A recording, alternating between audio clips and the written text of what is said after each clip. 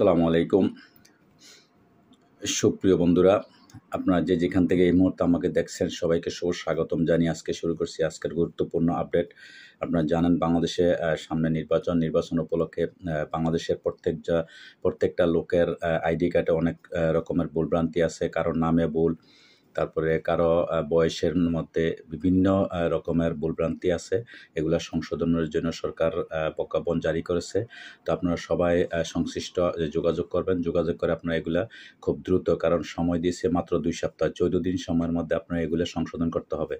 তো দর্শক, এই ব্যাপারে এনআইডি সংশোধন নিয়ে নতুন নির্দেশনা ইসির ক্যাটাগরি করার আগেই স্ট্যাটাস পরিবর্তন করা হয়েছে এমন সব সংশোধন আবেদন ক্যাটাগরি করতে সময় বেঁধে দিয়েছে নির্বাচন কমিশন ইসি।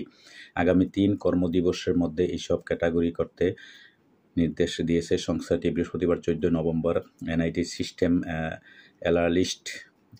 অ্যানালিস্ট প্রকৌশলী মোহাম্মদ আরিফুল ইসলাম মাঠে কর্মকর্তাদের এই নির্দেশনা পাঠান। নির্দেশনায় বলা হয়, কিছু সংশোধনের আবেদন ক্যাটাগরি করার আগেই স্ট্যাটাস পরিবর্তন করা হয়েছে, যা জরুরি ভিত্তিতে আগামী 3 কর্মদিবসের মধ্যে ক্যাটাগরি শেষ করার জন্য সংশ্লিষ্ট অতিরিক্ত আঞ্চলিক নির্বাচন কর্মকর্তাদের নির্দেশিত হয়ে অনুরোধ করা হলো। এসব আবেদন ক্যাটাগরি করা ছাড়া কর্মকর্তারা নিষ্পত্তি করতে পারছেন না বলে নির্দেশনায় উল্লেখ করা হয়।